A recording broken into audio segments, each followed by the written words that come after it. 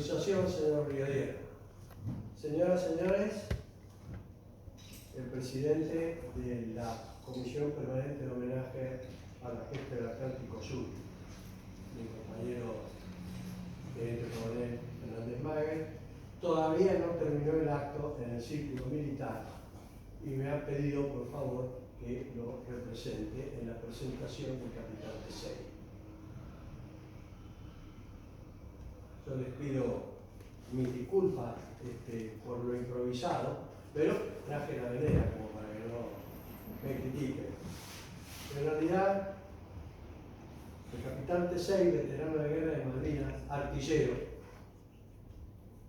que se ha especializado en el estudio de la estrategia y la geopolítica del conflicto del Atlántico Sur, hoy engalana esta sala. Y me felicito de estar presente para escucharlo por primera vez al completa su exposición. El único objeto en este momento mío es presentarles el currículum de él. Don Héctor es capitán del ejército argentino, artillero, veterano de guerra, fue jefe de la batería C del grupo de artillería 3, recibió la condecoración al esfuerzo y a la abnegación del ejército argentino por la defensa del puerto argentino y las distinciones honoríficas del Congreso de la Nación de la Ciudad Autónoma de Buenos Aires por la ley 1075. Son sus antecedentes militares, pero es licenciado en Ciencias de la Educación del Instituto de Enseñanza Superior del Ejército, de la Escuela Superior de Guerra, magíster en Defensa Nacional por la Universidad de la Defensa Nacional y doctorando actualmente en Defensa Nacional en la Universidad de Defensa Nacional. Además es profesor del Colegio Militar de la Nación, de la escuela, me sonrío porque nunca lo logré.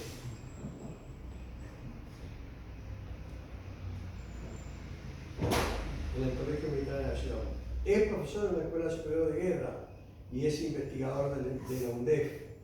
Investigó el impacto del informe de la Comisión para el Análisis y Evaluación de Responsabilidades del Conflicto del Atlántico Sur, informe Rattenbach, en los institutos de capacitación y perfeccionamiento de civiles y militares para la defensa.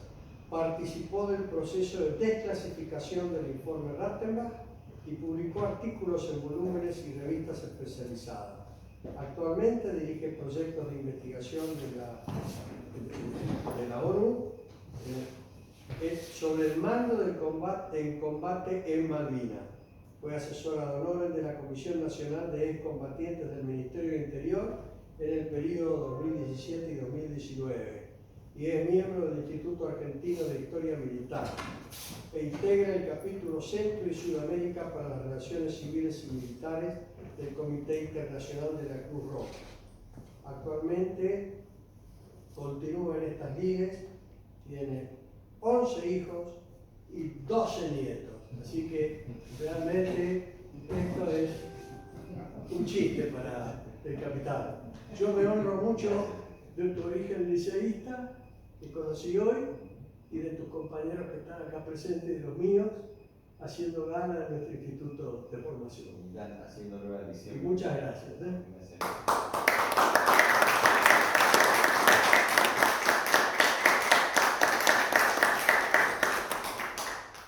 Bueno, buenas tardes, muchas gracias por estar acá. Es para mí un honor volver a esta casa. Yo le decía al señor brigadier presidente que fui socio hace muchos años, pues anduve por el interior y uno anda por otros caminos de la vida. Y estuve acá antes de la pandemia en alguna conferencia similar a esta y siempre es un gusto volver a esta casa. Así que muchas gracias por recibirnos. Bueno, también integro la Comisión Permanente de Homenaje a la Gesta del Atlántico Sur hace poquito, así que ahí estoy, todavía no está agregado en el currículum, ya lo vamos a agregar. Y este ciclo de conferencias que ha organizado la Comisión tiene a lo largo del año varios capítulos. Hay gente que está exponiendo sobre la actuación del ejército en la guerra, de la Fuerza Aérea, de la Armada, de la Gendarmería, de la Prefectura, del Escuadrón Fénix, de la Marina Mercante, militares y Y a mí me toca hablar de la geopolítica de la guerra de Malvinas, porque como dijo Ángel recién, vengo estudiando estos temas, me preocupan estos temas, no solo como veterano de guerra o como investigador, sino como argentino. Vamos a ver en un rato, en la próxima hora les pido, estas charlas en 45 o 50 empieza a bajar la atención de la gente. Les pido un plus de 10 minutos o 15 para terminar no solamente viendo la geopolítica de la guerra, sino la geopolítica actual del Atlántico Sur, que también hace al conflicto. Por eso he titulado esto no solo análisis geopolítico de la guerra de Malvinas, sino que esta fue la primera guerra por la Antártida, es decir, excede el alcance del conflicto Malvinas del 82 y se proyecta en estos términos a la Antártida. Lo primero que les voy a pedir es que nos pongamos de pie y hagamos un minuto de silencio por nuestro pueblo.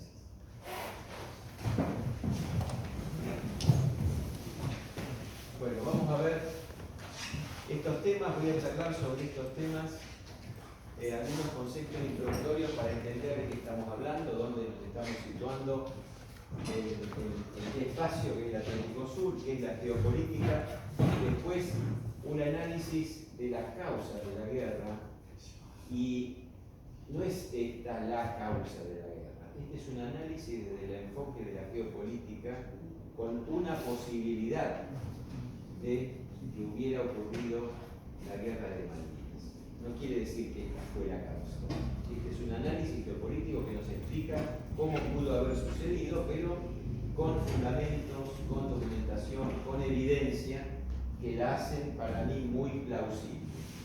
Vamos a ver también que hay causas no solo exógenas, que es el análisis que vamos a realizar, sino que hay causas endógenas, qué es cada una, cómo influye cada una. Vamos a ver el desarrollo del conflicto en el escenario geopolítico del 82 y después vamos a pasar a la actualidad, y cuando entremos en la Antártida vamos a llegar hasta el 2048.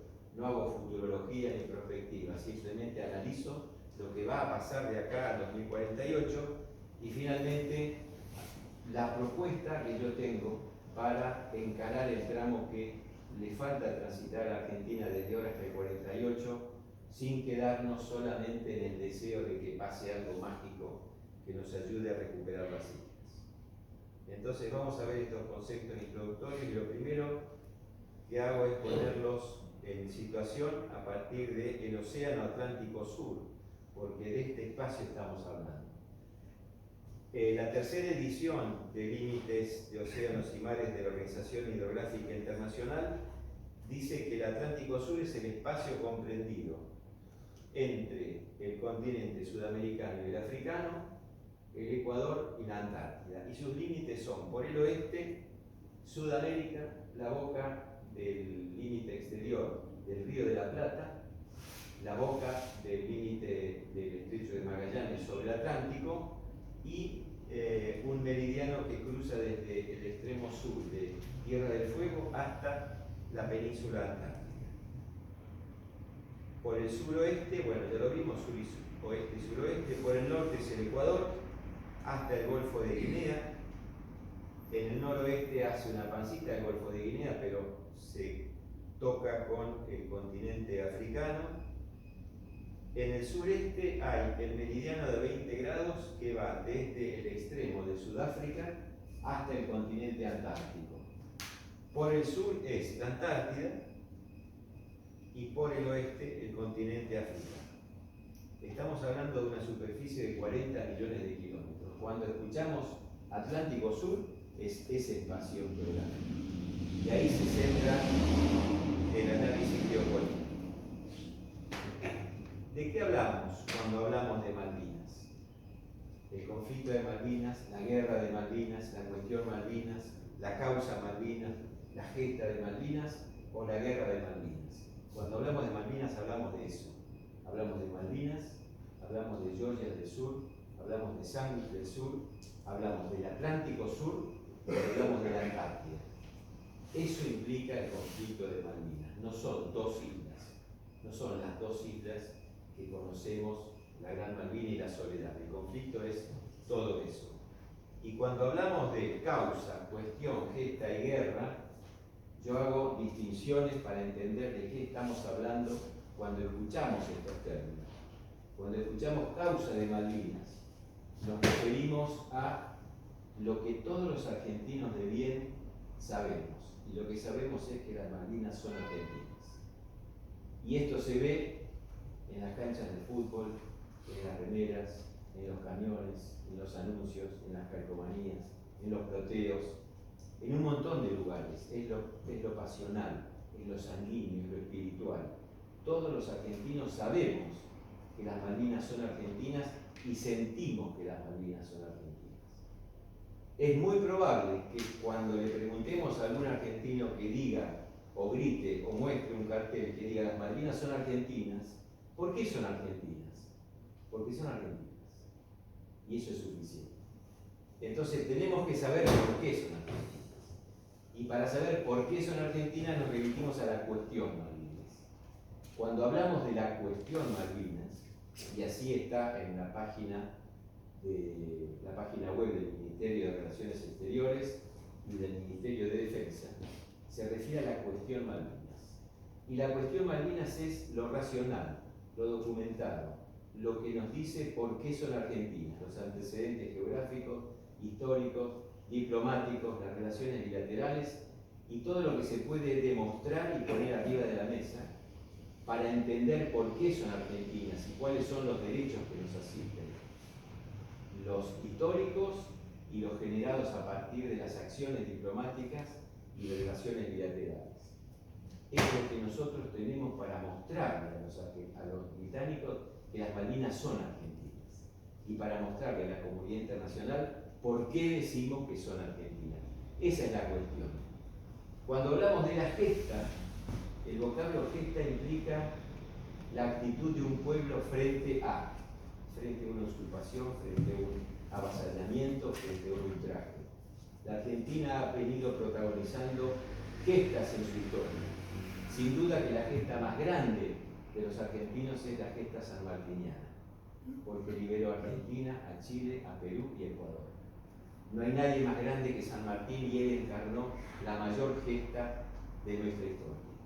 Pero hubo otros que también se plantaron y dijeron hasta acá, a veces con menos éxito que el padre de la patria. Y en el caso Malvinas, la gesta de Malvinas arranca en 1806, cuando el pueblo de Buenos Aires se planta por primera vez frente a los invasores, en 1807, en 1833, cuando los británicos expulsan a la población argentina y un gaucho y un grupo de gauchos con Rivero se escapan, se van al interior de las islas y durante 7 meses hostigan a los británicos, al punto que llegan a volver a izar la bandera argentina hasta que son apresados a fines del 33 y llevados a Gran Bretaña. Con un detalle que marca la historia. Cuando son presentados a un tribunal en Londres para ser juzgados por lo que hicieron en Malvinas, el tribunal no los juzga y los devuelve a Buenos Aires, entendiendo el tribunal que no tenía jurisdicción para juzgar a esas personas, y esto está en la historia. Los ingleses, como siempre, lo tapan. La gesta de Gaucho Rivero y la gesta de 1982, cuando el pueblo argentino todo, y acá digo el pueblo argentino todo. Fue a la Plaza de Mayo a avivar y a vitorear la recuperación de la soberanía sobre las islas. Y el pueblo fue a la guerra a través de sus representantes, que fueron los soldados conscriptos, y nosotros, los militares profesionales. Entonces, cuando alguien diga los militares nada. El pueblo argentino estuvo en la guerra, con sus militares y con sus ciudadanos soldados conscriptos. Eso es la gesta. Y la guerra es el evento bélico, que lamentablemente, recién hablaba con mi compañero Martín, liceísta como yo, la guerra no se conoce, porque la guerra no se ha estudiado, no se ha investigado, no se ha escarbado. Y no solamente digo que no se ha investigado ni estudiado desde las ciencias sociales, o desde la academia, o desde la universidad. Los militares tampoco estudiamos la guerra, tampoco nos metimos en la guerra. Doy fe de esto porque soy docente en la Universidad de la Defensa Nacional en la universidad desde que se creó en 2015, pero desde antes en el Colegio Militar y en la Escuela de Guerra. Cursé mi maestría en Defensa Nacional en el año 2007 en la vieja Escuela de Defensa Nacional, y tengo que decir con mucha vergüenza como argentino que en 2 años de estudios para ser magíster en Defensa Nacional no había carga curricular que dijera Malvinas. Y estamos hablando de 2007, hace 15 años. Felizmente de 7 años a esta parte, 6 años a esta parte, se empieza a ver que hay carga curricular, que hay interés, que hay investigación, que hay proyectos, que hay conferencias, que hay movimiento alrededor de la guerra. Hay que conocer la guerra, no solamente para ver las acciones tácticas o el heroísmo de los pilotos o de los submarinistas o de nuestros comandos. Hay que entender la guerra en tanto proceso de toma de decisiones, en el plano político y en el plano militar. Y aprender y obtener lecciones aprendidas para ver cómo seguimos. Alguien me dijo una vez, ¿para qué estudias una guerra que ya pasó si la próxima va a ser distinta? Y yo le dije, sigue habiendo hombres y sigue habiendo hombres que arman escenarios y toman decisiones. Si el escenario estuvo mal armado y el proceso fue mal utilizado o mal construido, vamos a volver a incurrir en el mismo error. Y les voy a decir algo que les digo a mis cadetes del Colegio Militar. Los argentinos nos caracterizamos por no hacerle caso a Albert Einstein. Albert Einstein tuvo un dicho que decía algo así como: si quieres obtener un resultado distinto, no hagas 2 veces lo mismo. Los argentinos hacemos 2, 3, 4 y 5 veces lo mismo, y siempre chocamos con la misma piedra y siempre nos pasa lo mismo. Entonces hay que estudiar esto para entender por qué. No la guerra, sino por qué nosotros. Argentina del Atlántico Sur es el escenario que vamos a ver. Este es el mapa bicontinental, después vamos a hablar del mapa bicontinental. De la Quiaca al Polo, 7.200 kilómetros, de la cordillera Misiones, 1.300, las Islas Malvinas, las Georgias, las Sandwich, que son los 3 archipiélagos usurpados. Incluyo las Orcadas, que no entran en este conflicto, porque las Orcadas están dentro del sector antártico, pero las Orcadas van a ser el próximo conflicto junto con el sector antártico. Por eso lo pongo acá. Esto es esto.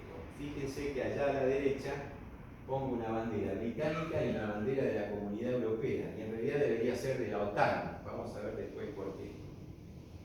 Pero miren estos números. La superficie continental argentina, perdón que me pasé, la superficie continental argentina, que es la parte sudamericana, 2.790.000 kilómetros cuadrados.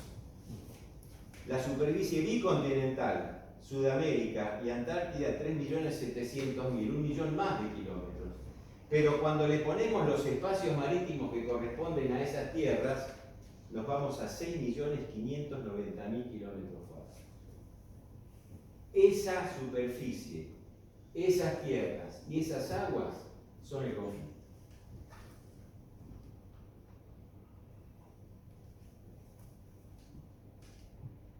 rápido pasamos por la geopolítica para entender lo que vamos a analizar después. ¿Qué es la geopolítica?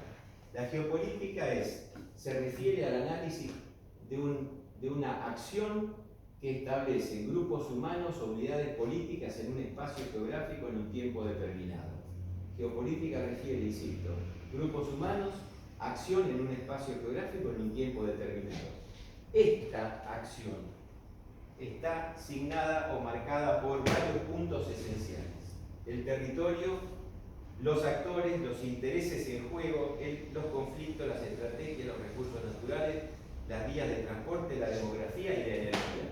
Todo esto tiene que estar marcado, encuadrado en el concepto de poder. Cuando un Estado ejerce poder sobre estos factores, denota capacidad para influir en los acontecimientos. Es decir, que geopolítica es poder de un Estado para influir en los acontecimientos, en ese espacio durante un tiempo. Si no le ponemos poder a esto, terminamos en un concepto académico que es una definición de libro y nada más. Geopolítica es acción. Geopolítica es pensar y hacer en un lugar con decisión y con poder. ¿Cuáles son las dimensiones de la geopolítica? El territorio o el espacio terrestre, el marítimo, que es fundamental para lograr la proyección del espacio terrestre, es decir, hay soberanía sobre el mar cuando yo tengo soberanía sobre un territorio, sobre una isla o sobre un continente. Si no tengo isla, no hay soberanía marítima. Por eso China está construyendo islas artificiales en el mar de China, para extender su soberanía marítima. El espacio aéreo similar al marítimo, el tiempo para accionar y conseguir los objetivos, y se ha incorporado últimamente otra dimensión que es el ciberespacio. Hay ya comandos ciberespaciales, hay acciones ciberespaciales, hay ataques ciberespaciales. También es geopolítica. Vamos a ver algunos referentes de la geopolítica rápido, pero para entender las teorías de la geopolítica y desde dónde analizo esto.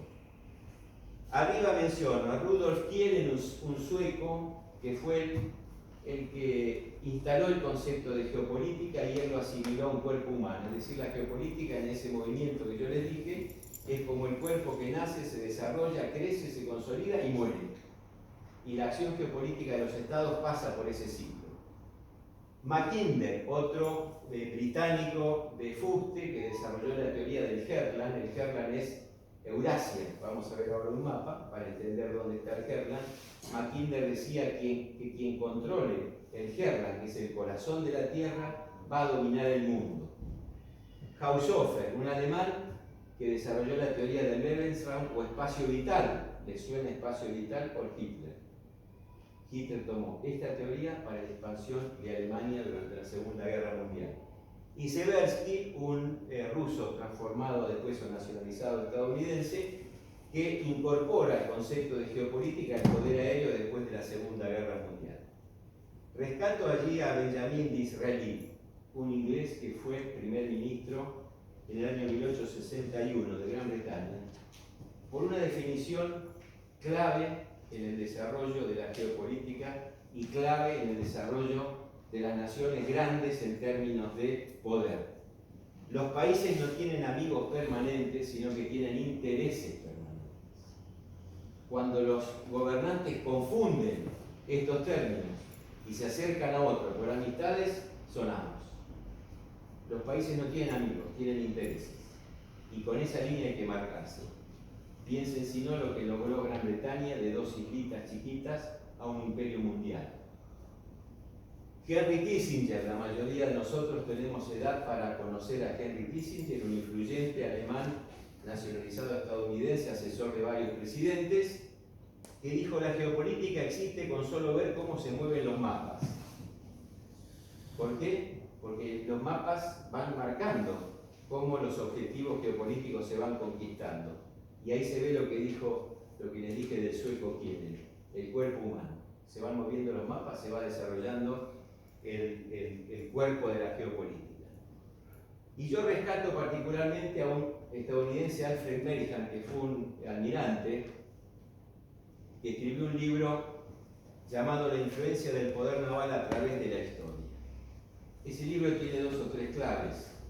Él analizó el Imperio Británico y está metido allí la teoría del poder marítimo mundial, que después sigue Estados Unidos. Ahora vamos a ver. ¿Y qué dice Meilhan? Dice que los factores que determinan el poderío marítimo de un país son su posición geográfica, su conformación física, sus recursos naturales, y en rojo puse a propósito el carácter de su pueblo y la voluntad política de sus gobiernos. Miren el mapa de hoy y vean países con posición geográfica envidiable, poderío, conformación física envidiable, recursos naturales envidiables, con carácter débil de su pueblo y sin voluntad política, y son países que dan lástima. Y también ven la contracara. Países que con un gran carácter y una férrea voluntad política de su gobierno, sin recursos naturales, con posición geográfica comprometida y con conformación física a contramano, son potencias. Japón, por ejemplo. Mejor no miramos la contra del otro lado, porque tenemos que venir para Sudamérica para ver quiénes no.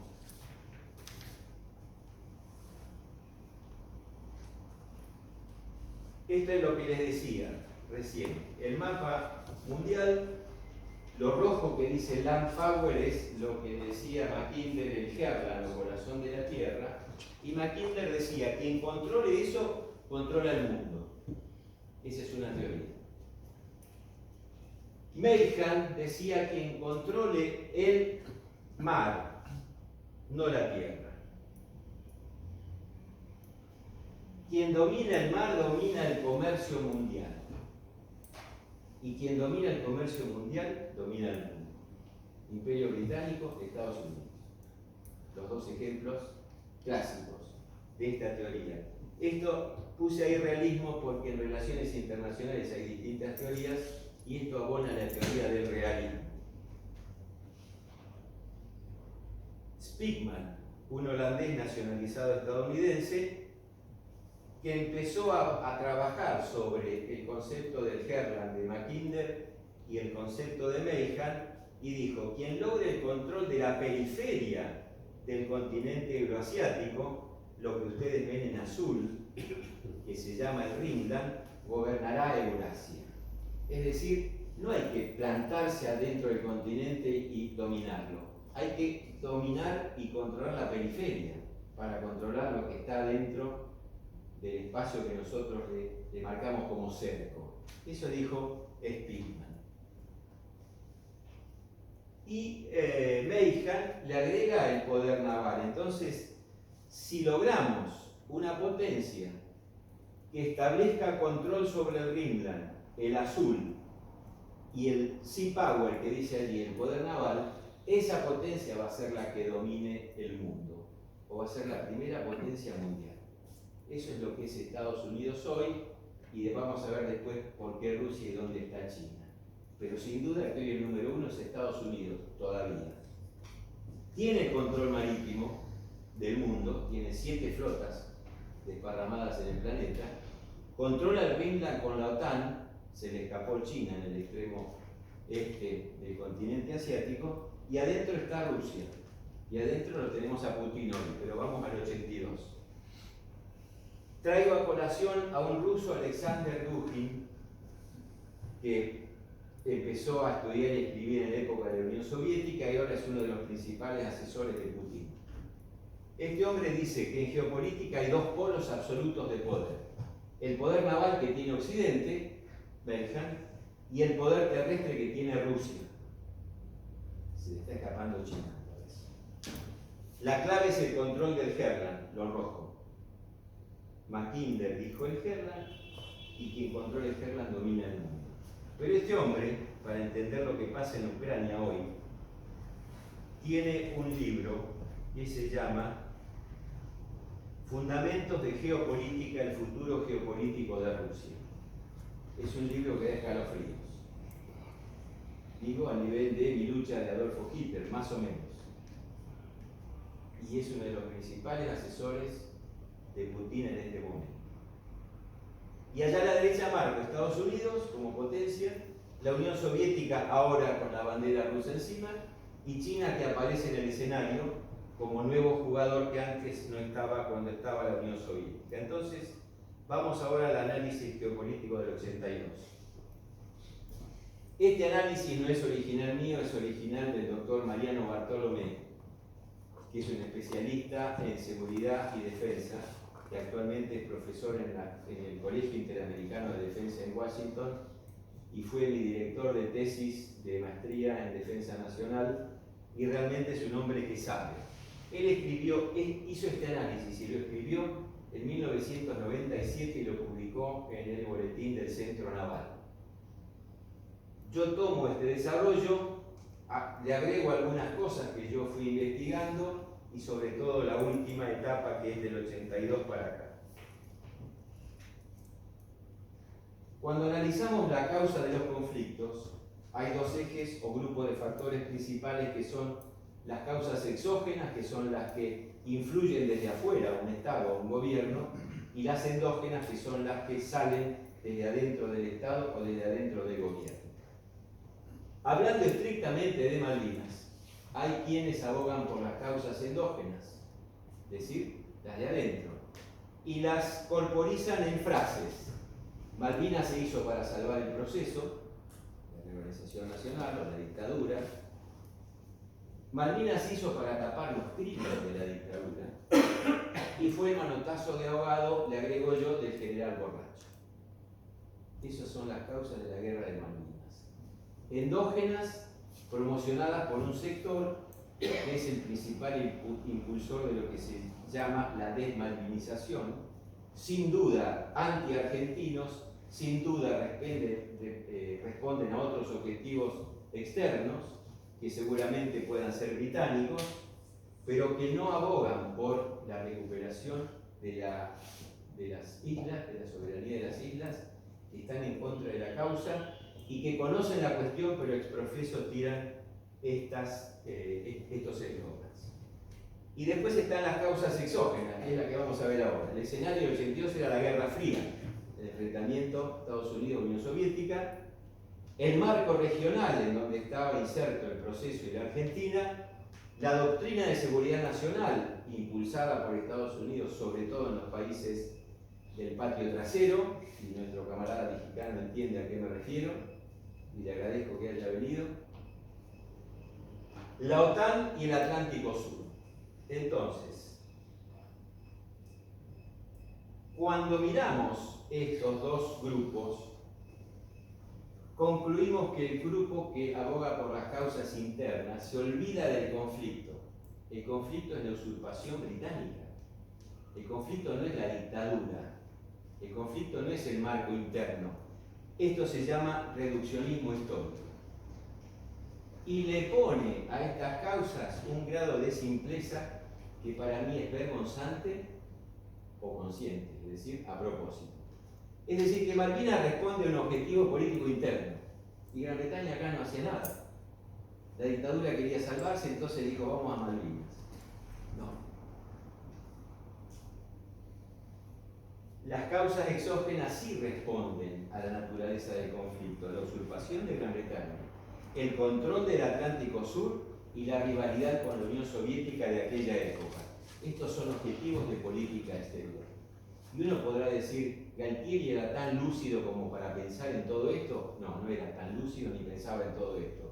Pero sí sabía que las islas fueron usurpadas por Gran Bretaña y sí sabía que había que hacer algo porque se venían los 150 años, porque sabía que Gran Bretaña había decidido congelar las negociaciones y sabía que se iba a poner muy cuesta arriba la recuperación de las islas. Y alguno dirá, pero no pensó que si le salía bien se iba a beneficiar. Por supuesto que sí. Y eso lo dice el informe Rattenbach. El informe Rattenbach dice, esto es un motivo, Malvinas se actuó en defensa de un ataque exterior, de una usurpación exterior, y si salía bien, el que se iba a beneficiar primero acá adentro era el gobierno, como se benefició Margaret Thatcher con la victoria. Les iba a pasar lo mismo a los dos. Entonces vamos a ver ahora cómo arrancamos con este análisis. Causas endógenas tenían los dos gobiernos. Los dos gobiernos estaban con problemas internos, económicos, sociales, de desempleo, protestas impopulares. Pero los dos gobiernos estaban presionados por causas exógenas. Vamos a ver cuáles son esas causas exógenas. Entonces tenemos que ir a analizar el escenario mundial de 1982. Y el escenario mundial era la OTAN contra el Pacto de Varsovia. ¿Y qué pasaba en el 82? Pasaba que la Unión Soviética ya tenía presencia, vean las estrellas rojas, ya tenía presencia en el Atlántico Sur, con 3 puertos en el África Atlántica y con 2 puertos en el Índico africano. ¿Qué tenía la OTAN, Estados Unidos y sus aliados? La isla Diego García, que ya la marco, en el Índico, la isla Diego García, más conocida como Chagos, más conocida como Islas Mauricio.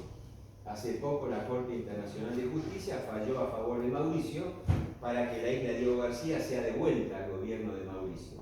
¿Y qué hay en Diego García? El Diego García es una isla usurpada por Gran Bretaña igual que con Malvinas. Llegaron, ocuparon, desalojaron a la población, pusieron su gente, pusieron su base y después se la alquilaron a Estados Unidos. Más parecido imposible. Pero lo importante es que al sur de África pasaba esa línea de comunicación marítima que yo marco con color amarillo, que era la principal línea de comunicación marítima que tenían los aliados para llevar el petróleo del Golfo Pérsico al Atlántico Norte. Pasaba por ahí abajo. Canal de Suez, artificial, no soporta petroleros de mucho tonelaje y con una bomba lo dejamos fuera de servicio. Hace poco un barco se cruzó y estuvo como un mes atorado. Los barcos petroleros pasaban por el sur de África y después remontaban el Atlántico. Entonces había que cuidar ese espacio y los soviéticos estaban empezando a meterse en espacio sensible para los aliados. ¿Dónde arranca esto? En el 20º Congreso del Partido Comunista en Moscú en 1956, con un conocido nuestro, Nikita Khrushchev, que era el primer ministro soviético, y alentado o ayudado o apoyado por el almirante Sergei Gorshkov, desarrollan un plan que implica el expansionismo soviético a los mares, porque habían entendido que estaban siendo rodeados por los estadounidenses desde los mares. Había que salir a pelear los mares. Y deciden varias líneas de acción. La primera, expansión a los mares. Expansión al Atlántico Sur, por lo que les dije recién. En América, Cuba, ¿para qué? Para amenazar el canal de Panamá. El otro paso que permite pasar del Pacífico al Atlántico, además de Magallanes. Pero Panamá es igual que Suez, es artificial, con una bomba se acaba. En África, guerrillas, Guinea y Angola, y expansión al Pacífico y al Índico a través de Mozambique, Etiopía y Somalia para amenazar Suez. Este es el plan o la estrategia soviética de expansión a los mares. Los aliados se dan cuenta, Caspar Weinberger, el secretario de Defensa del 81, pero también del 82, y el presidente del Comité de la OTAN analizan que los océanos son importantes porque no separan a los países, sino que los interconectan. Si alguien interrumpe esa conexión, estamos listos, dijeron. Entonces, hay que negar el uso del Atlántico Sur. Esto que está puesto en comillas son documentos, no es lo que a mí se me ocurre. Se han sacado citas textuales de documentos de la OTAN o del Departamento de Defensa de Estados Unidos. Conflicto en los océanos y puntualmente en el Atlántico Sur. Los dos bloques apuntan al Atlántico Sur. En 1981 llega Ronald Reagan al poder y diseña una estrategia para contener a la Unión Soviética y enfrentar a la Unión Soviética. Reagan da un paso más allá y dice: voy a destruir el imperio del mal. Si ustedes se acuerdan de aquella época, él designaba a la Unión Soviética como el imperio del mal. Dos estrategias o dos planes: la guerra de las galaxias o iniciativa de defensa estratégica, que en realidad nunca llegó a concretarse, pero sí incitó a la Unión Soviética a emprender una carrera para, con lo cual logró un gastadero enorme de recursos dedicados a contrarrestar esto. Y lo que sí ejecutaron fue el Plan Océanos Libres. Y el Plan Océanos Libres, a partir de otro conocido nuestro, el general Alexander Haig, que fue el mediador entre Gran Bretaña y la Argentina en el conflicto, pero que antes de eso había sido secretario de Estado de Reagan, y antes de eso había sido comandante supremo de la OTAN, con lo cual el tipo tenía muy claro lo que estaba pasando, cuál era la amenaza aliada. ¿Y qué dijo Haig? Dijo: la capacidad y voluntad de intervención en el tercer mundo, fuera del marco formal de la OTAN, y ahora vamos a ver el marco formal de la OTAN, es un trabajo que incumbe a la Alianza por la seguridad de los países miembros. Hay una situación crítica en nuestro flanco sur. Flanco sur es el Atlántico Sur. Fuera de la OTAN es fuera de los límites de la OTAN. Pero la Alianza tiene que salir de sus límites para actuar donde hace falta. Lo dijo en el 82. La Alianza salió a partir de los 90, después del ataque a las torres. Afganistán, Irak, Medio Oriente. Y el otro conocido de aquella época es un señor de nombre y apellido raro, Zbigniew Brzezinski, que era el principal asesor de seguridad nacional de Reagan. Y lo que dijo este hombre lo voy a leer porque es gravísimo para nosotros.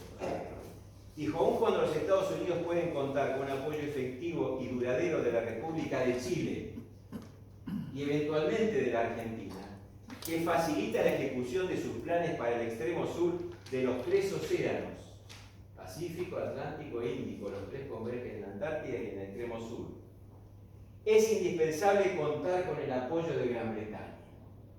Y el segundo párrafo es el mismo. De acuerdo con el modelo de Diego García, por eso les dije recién lo que pasó en Diego García, o en puntos de apoyo logístico como la isla Ascensión, otra isla británica alquilada a Estados Unidos. Gran Bretaña debe ser alentada a mantener aquellas islas bajo su soberanía ante cualquier circunstancia, incluso en los casos que la Argentina reclama para sí, como las Falkland, las Sandwich y las Georgias del Sur. Más claro, estamos en el océano, hay que ponerle agua. Brzezinski dijo: vamos al sur, vamos a las Malvinas y vamos a favorecer a Gran Bretaña en el control del Atlántico Sur. Esto es lo que dijo este hombre, el Plan Océanos Libres. Ahora la OTAN, presente en el Atlántico Sur. Y el que nombramos recién, el presidente del Comité de la OTAN, el almirante canadiense Robert Falls, dijo que hay una ruta de aproximación austral, que es la que les mostré recién, que es esa línea roja, que es la línea de comunicación marítima entre el Índico, el Golfo Pérsico, el Atlántico Sur, y va para el norte. Y lo que dijo este hombre es que las Malvinas en un conflicto mundial tienen valor para la estrategia naval. Ahí están las Malvinas. ¿Y cuál es el valor para la estrategia naval de las Malvinas? El control del paso entre Pacífico y Atlántico, directo. Y la proyección de poder para el control del paso entre Atlántico e Índico junto con Diego García. O sea que las Malvinas no están ocupadas por un capricho británico. Las Malvinas están ocupadas por la importancia geopolítica que tiene para la estrategia aliada en 1982 frente a la Unión Soviética. Ahora les voy a mostrar, porque también se dice que la Junta no conocía nada de Gran Bretaña y que cifró su estrategia en dos premisas: los británicos no vienen y los norteamericanos van a ser neutrales. Entonces, si yo les muestro ahora la política de defensa de Gran Bretaña en 1982 a partir de 4 premisas públicas, es decir, que cualquiera que iba a los documentos agarraba, leía y miraba, y los 4 puntos de la política de defensa de Gran Bretaña en el 82 eran la seguridad de las Islas Británicas, el fortalecimiento de Naciones Unidas como instrumento principal de mantenimiento de paz, pero en blanco puse el tercer punto. Y el tercer punto dice: mantener la defensa de los territorios dependientes. Malvinas entra ahí. Y era una premisa de la defensa, de la política de defensa de Gran Bretaña en esa época. Y agrego, artículo 5, defensa mutua. La Carta de la OTAN establece que cuando un país de la OTAN es atacado, todos van en su auxilio.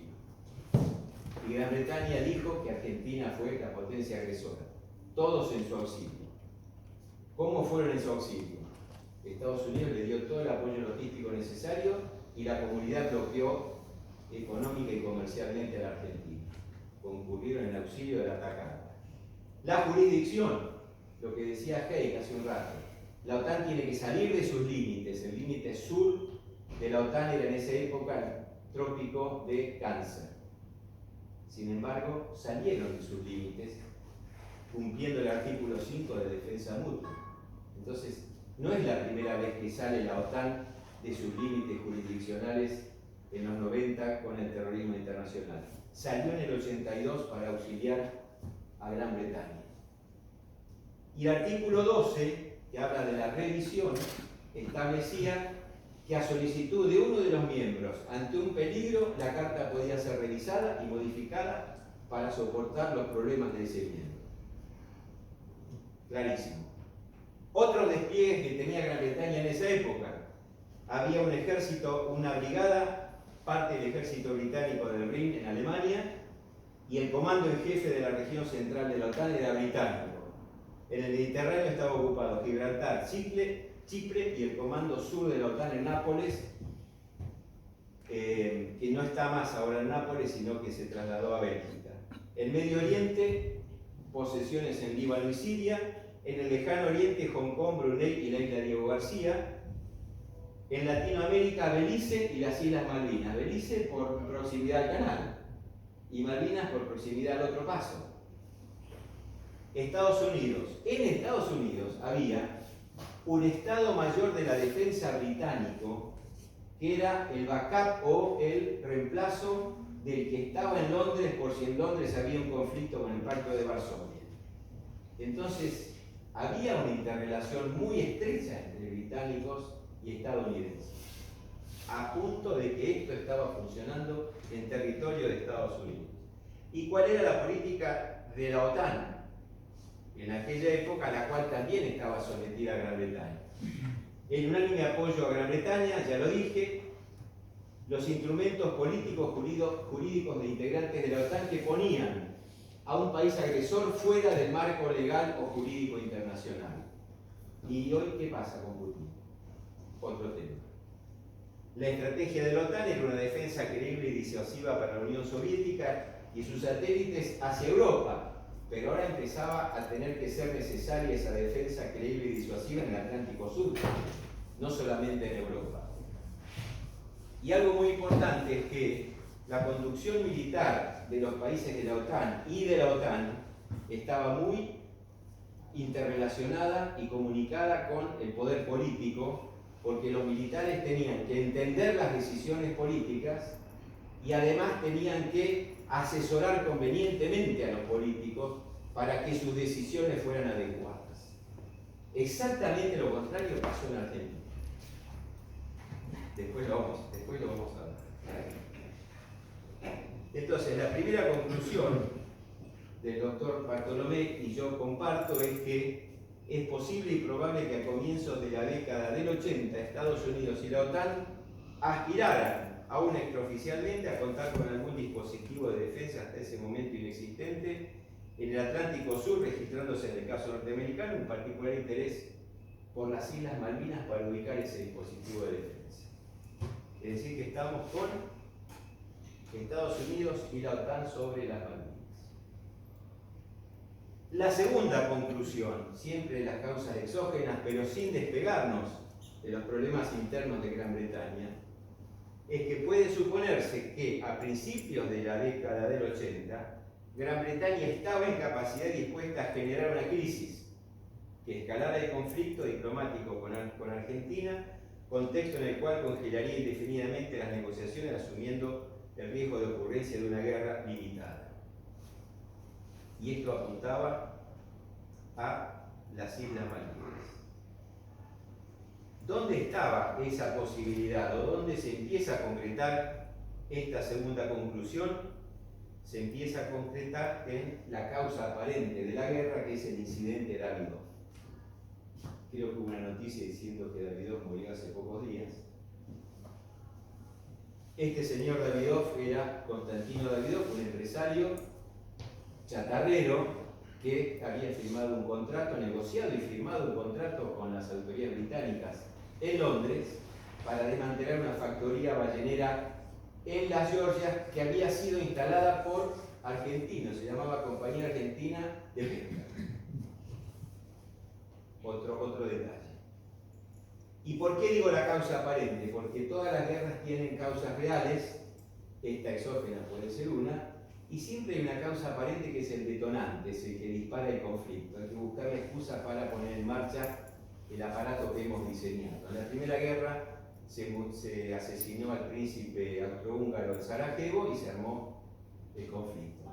No se armó la guerra porque mataron a un príncipe. Era lo que hacía falta. Y acá hacía falta que algo pasara. Algunos dicen que Davidov fue agente británico y lo hizo a propósito. Yo creo que Davidov era genuinamente, lo conozco a Davidov y hablé mucho con Davidov y con Bartolomé hablamos mucho con Davidov, y me dio toda la sensación de que era un pobre tipo que quiso hacer un gran negocio y le salió todo al revés. Y fue el chivo expiatorio del conflicto y de las circunstancias, porque le sirvió a Gran Bretaña y en cierta manera le sirvió a la Argentina. ¿Y qué pasó en la semana del 23 al 31 de marzo del 82? Llega Davidov y se bajan los chatarreros, izan la bandera, la excusa británica. Manda al Endurance con infantes de marina a desalojarlo, manda naves de la Royal Navy al Atlántico Sur y congela unilateralmente las negociaciones. La segunda conclusión nos decía justamente esto. ¿Qué hizo Argentina? Decidió ocupar los archipiélagos en disputa, Malvinas y Georgias, como forma de preservar la soberanía o el reclamo de soberanía frente a lo que hubiera sido una acción soberana de Gran Bretaña. Es decir, vamos a hacer algo para que no nos digan que no hicimos nada. Lamentablemente, Argentina y el gobierno se encontraron en una encerrona. Si no hacían nada, reconocían la soberanía británica. Y si hacían algo, iban a ser acusados de agresores. Decidieron hacer algo. Entonces Galtieri decidió la Operación Rosario en la última semana de marzo, y como le declara a la Comisión Rattenbach, cuando le pregunta por qué decidió esto y no esperó a después del invierno, a la flota, etcétera, etcétera, para salvaguardar la dignidad nacional, dijo Galtieri. Mal expresado. La idea era, tenemos que hacer algo porque si no, nos van a decir ustedes no protestan. Él entendió que era salvaguardar la dignidad nacional. Esto tiene otra explicación. Pero dos puntos con los cuales Galtieri estaba muy afectado era lo que le había dicho un general retirado, Vernon Walters, asesor de Reagan, en el sentido de que ante una acción argentina, la famosa frase hands off. Nosotros no nos metemos. Es problema de ustedes. Y además la ayuda del gobierno argentino en Nicaragua a los contras a favor de la política de Ronald Reagan en Centroamérica. Esto le hizo creer a Galtieri que era suficiente para hacer algo sin que hubiera un conflicto y que se pudiera generar la famosa situación de ocupar para negociar, que es como dice el informe Rattenbach. ¿Por qué es esto? ¿Esto desató la guerra? No, esto no desató la guerra. Esto fue una operación en donde se utilizó el instrumento militar de la defensa para conseguir un objetivo político. Y el objetivo político no era recuperar las Malvinas y de acá no me voy. El objetivo político era ocupar y poner a Gran Bretaña en una situación en la cual se vieran obligados a negociar, diciéndole, hace 149 años que reclamamos, hace 30 años que las Naciones Unidas le dicen que descolonicen y que se sienten a negociar y ustedes no hacen nada. Bueno, ahora vamos a negociar. Hasta ahí lo que había pensado la Junta. Y hay otra frase complicada que fue, que la rescaté de una conferencia que dio el capitán de navío Sáenz en el centro naval. Él fue testigo de una reunión en la Embajada Argentina en Washington cuando Galtieri hace su visita famosa en donde es declarado el general majestuoso por los periódicos, y en donde entra Galtieri en una reunión de militares que estaban allí, parte de su comitiva, y dice: lo de Malvinas está arreglado. Malvinas está arreglado, hands-off, apoyo a Estados Unidos, los británicos no vienen, los norteamericanos no se meten, vamos a Malvinas. Estaba el escenario listo, pero más que el escenario listo estaba la trampa lista. Y entonces se desata la crisis. ¿Cómo encara Gran Bretaña y Reagan y Hay y la OTAN el manejo de esta crisis? ¿Y cómo la enfocan Galtieri y Costa Méndez? Ellos entienden que es una crisis política que debe ser solucionada por medio de la guerra, en la cual son expertos. Y el gobierno argentino entiende que es una crisis diplomática que debe ser encarada por medio de negociaciones. Porque ese es el objetivo inicial, ocupar para negociar. El punto es que cuando los anglosajones deciden ir a la guerra, la Junta no se da cuenta que hay que ir a la guerra. Y no encara la guerra. Porque los que fuimos a la guerra nos dijeron que no iba a haber guerra. Nuestros generales no fueron a la guerra. Y sin embargo había una guerra. La flota no viene y la flota ya zarpó. No, pero no llegan, pero ya pasaron Ascensión. No, pero se van a quedar y están viniendo. Y un día llegaron. Y un día desembarcaron y empezó la guerra. Y la Junta seguía, a pesar del ataque del 1 de mayo, a pesar del hundimiento del Belgrano, a pesar del hundimiento de la Sheffield, seguía pensando en que había alguna chance de negociar y frenar el conflicto. Y Reagan y Thatcher aceleraban. Estaban en frecuencias distintas. Hasta que Argentina pide la intervención del TIAR, Tratado Interamericano de Asistencia Recíproca, porque hay un país atacado, todos los americanos deben concurrir en auxilio, pensando que Estados Unidos iba a haber una disyuntiva, y Estados Unidos no se vio ninguna disyuntiva. Privilegió a la OTAN. ¿Por qué privilegió a la OTAN? Por el escenario geopolítico que les acabo de describir, la Guerra Fría y la amenaza de la Unión Soviética. Era más importante ayudar a Gran Bretaña para frenar a la Unión Soviética que ayudar a Argentina para que Gran Bretaña le devuelva las islas. Pero tampoco eso vieron nuestros gobernantes, aunque se jugaron una carta final por las dudas, que sabían que iba a salir mal. Entonces la tercera conclusión es que en el 82 el gobierno británico generó una crisis y escaló voluntariamente el conflicto. Davidoff pudo haber sido revertido, no lo revirtieron. Escalaron el conflicto, congelando unilateralmente las negociaciones en forma definitiva, que es el miedo que tenía la Argentina, y lo que llevó a nuestro país a emplear el poder militar para salvar la dignidad nacional o para tratar de salir de la encerrona. Eso generó una guerra limitada en la cual ganaron Estados Unidos y Gran Bretaña. Y si ganaron ellos, ganó la OTAN. Entonces la conclusión final es que no puede descartarse, no digo que esta es la causa, digo no puede descartarse que el conflicto del Atlántico Sur haya sido el resultado de la deliberada creación de una crisis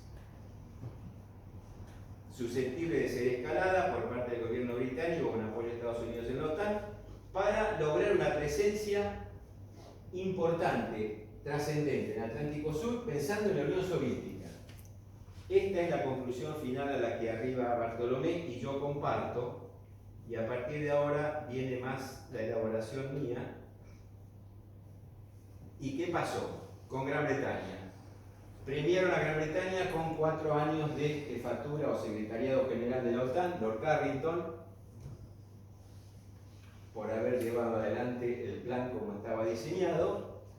El informe Franks, que fue un informe similar al Rattenbach, pero el informe británico estaba orientado a salvar a Thatcher de todo lo que había hecho, es decir, que para el informe Franks Thatcher es una heroína, se le taparon todas las cosas, todos los crímenes y todos los errores, y ella estuvo en el poder hasta 1990, es decir, se favoreció con la victoria.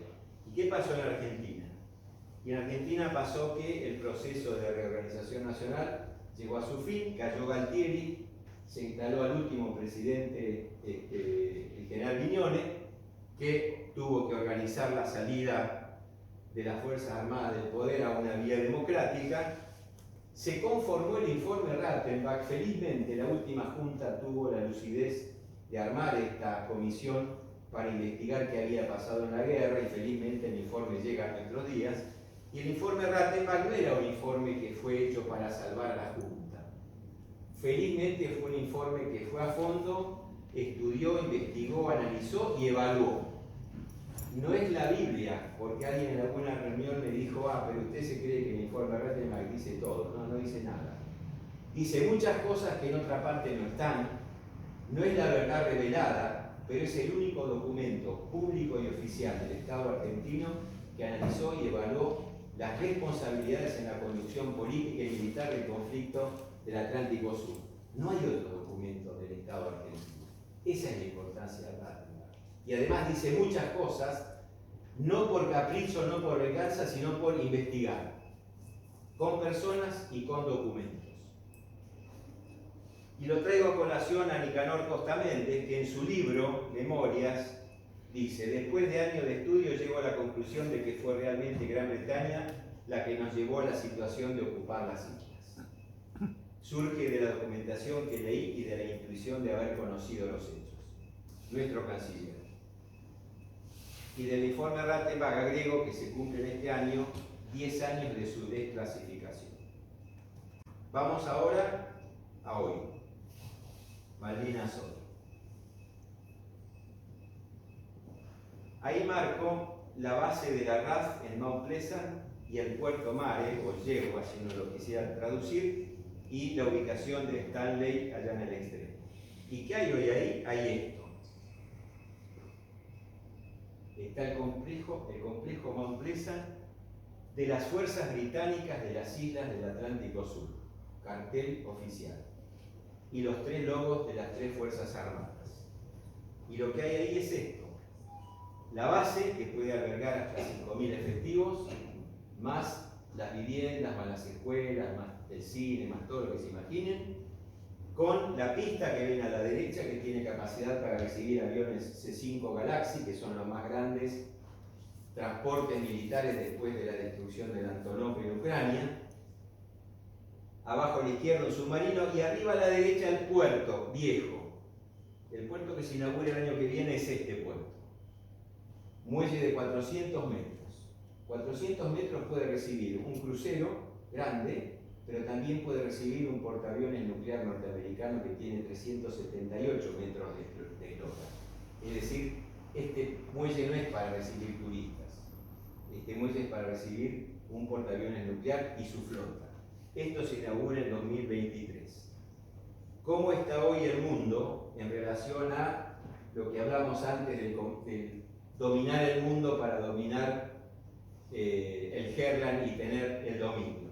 Las banderitas norteamericanas con números romanos son las flotas que tiene desplegada Estados Unidos en forma permanente, y cada una de esas flotas está encabezada por 1 o 2 portaaviones nucleares. 24 horas al día, 7 días a la semana, 365 días al año, eso está navegando. Las banderas británicas, las bases británicas en islas como Malvinas, como Diego García, como Santa Elena, como Ascensión, como Tristán da Cunha, ahora vamos a ver un mapa del Atlántico, que sirven de apoyo a las flotas norteamericanas. Las banderas rusas, el despliegue actual de Rusia en el Ártico, que es su mayor fortaleza, y la incursión en Medio Oriente y en Ucrania recientemente, y el incipiente despliegue de China en Medio Oriente, en el mar de China y en el mar de Japón. China entendió esto del dominio mundial y ya tiene 2 portaaviones funcionando. Estados Unidos tiene 11 portaaviones. 6 que navegan y 5 que están en backup, que se cambian y se van relevando. Pero este es el despliegue actual en términos de disputa de poder. Y fíjense dónde están las Malvinas. Y fíjense ese esa demarcación verde que vuelve a tomar extremo sur de Sudamérica, extremo sur de África, Antártida, dominado por Gran Bretaña y por Estados Unidos. Y las bases de los países de la Comunidad Europea en el mundo, banderas británicas, francesas y españolas, todas esas bases al servicio de la OTAN. Es un collar alrededor del Ecuador.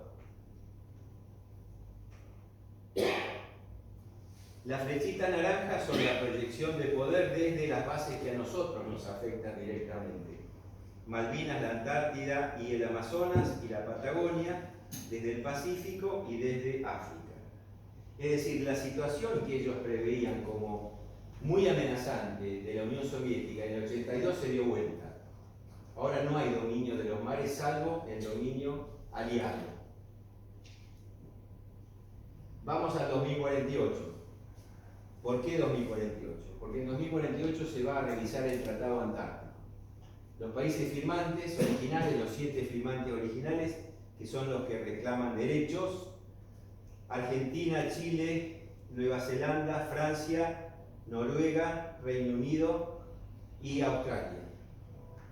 Esos países son los 7 firmantes originales del Tratado Antártico. Ahora hay adherentes, hay 140 más o menos países incorporados al Tratado Antártico, pero los firmantes originales decidieron que el tratado podía ser revisado en algún momento. Esa oportunidad se va a dar en 2048. ¿Qué va a pasar de acá al 2048? Ahora vamos a ver qué es lo que puede pasarnos a nosotros como habitantes del Atlántico Sur. Y fíjense en el mapa de la izquierda, la Antártida y los 3 océanos. Por eso la importancia de la Antártida, más allá de todo lo que tiene la Antártida, que es la principal reserva de agua dulce, que el petróleo, que los minerales, etcétera, etcétera. Frente a esto tenemos una actitud británica permanente. ¿Qué hace? Bloquean todo lo que Argentina quiera hacer. Negociar, comprar armamento, comerciar, todo lo que quiera hacer Argentina, bloqueo británico. Si todo lo que quiere hacer Argentina se enfrenta a un bloqueo británico, más allá de las Malvinas, tenemos un conflicto irresuelto con Gran Bretaña. Estamos en conflicto con Gran Bretaña. Entonces, no es un conflicto menor, es un conflicto de naturaleza geopolítica, por lo que dije al principio. Nos coarta nuestra capacidad de ejercer poder en un ámbito geográfico propio, que es el Atlántico Sur, las islas y la Antártida. Ahí están los británicos bloqueando. Entonces, cuando nuestras dirigencias dicen Argentina no tiene más hipótesis de conflicto, yo les digo es probable, lo que tenemos es un conflicto con Gran Bretaña. Pero hipótesis de conflicto tenemos todos. A nivel individual también tenemos hipótesis de conflicto. Y a nivel individual también tenemos que desarrollar estrategias para solucionar esas hipótesis de conflicto. Que no quiere decir que sean militares, puede ser comercial, puede ser cultural, puede ser de cualquier naturaleza, pero todos los países tienen hipótesis de conflicto, porque todos los países tienen intereses que son apetecidos por otros. Por eso digo lo de los intereses permanentes. Entonces, esto, más que una clara hipótesis de conflicto, es un conflicto. Y este conflicto no puede ser tratado galante y respetuosamente en un salón. Este conflicto tiene que ser enfrentado. Los acuerdos de Madrid y el pacto Forador y Duncan enroscaron y ajustaron la sumisión de Argentina a los designios británicos. Tenemos que decir que no, hay que buscar la forma. Yo no soy político, yo solamente hago descripción de situación. Y fíjense este mapa. El conflicto geopolítico que nos presentan los británicos a partir de el control que ellos tienen del Atlántico Sur. Todas las islas del Atlántico Sur están en poder de Gran Bretaña. Están marcadas ahí. Desde Ascensión hasta Sandwich. Y la amenaza a la Antártida. Entonces, tenemos un conflicto con Gran Bretaña y con su jefe estratégico que es Estados Unidos. ¿Y Argentina? ¿Qué hace Argentina? Por eso puse un signo de interrogación. ¿Qué hace Argentina? No sabemos qué hace Argentina. Y yo creo que los gobernantes tampoco saben qué hay que hacer. Porque enfrente está Gran Bretaña, Rusia, China y Latinoamérica. Estados Unidos, digo Gran Bretaña, Estados Unidos y sus aliados, Rusia, China y Latinoamérica. Alguien tiene que empezar a pensar algo. No es mucho, pero a veces dicen que cuando tenemos el vaso por la mitad lo podemos ver medio vacío o medio lleno. Yo creo que tenemos 1,5 centímetros de agua y podemos decir tenemos el vaso lleno 1,5 centímetros, nos faltan 99 centímetros todavía. Pero la Directiva Política de Defensa Nacional del año pasado, no sé por qué, incluye este conflicto. Y ustedes me dirán, ¿y qué hacemos si no tenemos barcos, aviones, no tenemos nada? Es un primer paso reconocer públicamente, porque este es un documento público, reconocer públicamente al mundo, al gobierno argentino, que tiene un conflicto en el Atlántico Sur y que las Malvinas es un conflicto. Primer paso. Ahora hay punto de apoyo para empezar a hacer otras cosas o intentar hacer otras cosas. Pero hasta el año pasado esto no estaba. Algo es algo. El conflicto entonces que hay que encarar es este conflicto. Nuestro mapa como lo queremos nosotros y el mapa como es realmente. El dominio lo tiene Gran Bretaña, no lo tenemos nosotros. Este es el conflicto. Ahora, ¿este es un conflicto argentino? Sí, pero yo digo que debe ser un conflicto regional, porque Argentina sola no puede. Entonces, tenemos que pensar, y acá ya voy cerrando, lo primero que digo es cuál es la propuesta. La propuesta es adoptar una posición geopolítica en los términos en que lo charlamos al principio, es decir, capacidad de un Estado para incidir en un espacio geográfico como instrumento, acción geopolítica, y diseñar y adoptar una estrategia. Estrategia es posicionarse, y esa estrategia nos tiene que permitir posicionarnos, yo digo, en forma defensiva, porque no queremos conquistar a nadie, nos queremos defender de lo que nos quitan. Disuasiva, que no se nos animen, y hoy se nos anima cualquiera. Cooperativa en el marco regional y autónoma para que nosotros empecemos a hacer cosas desde adentro. Y no solamente en materia de industria militar, sino que hay que desarrollar un poder político tal que me permita actuar en el espacio geográfico en 4 áreas que para mí son clave. La política internacional, que no son las relaciones exteriores, ahora lo vamos a ver. La economía, la cultura y la defensa. Estas 4 áreas deben ser las principales que debe encarar Argentina para empezar a empujar a Gran Bretaña a que decida algo y a que cambie su política de bloqueo permanente. Entonces, lo que propongo es regionalizar la cuestión Malvinas.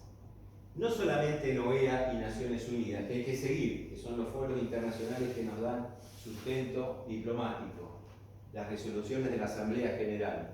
Hay que ir a América Latina, la CELAC, UNASUR o lo que sea, Sudamérica no me interesa, el Pacto Andino, el Foro Africano Sudamericano y la Zona de Paz y Cooperación del Atlántico Sur. En estos 5 foros, 6 foros más los 2 grandes, OEA y Naciones Unidas, hay que incidir con la causa Malvinas. ¿Se está haciendo? Sí, se está haciendo. ¿Con toda la fuerza que corresponde? No, pero algo se hace.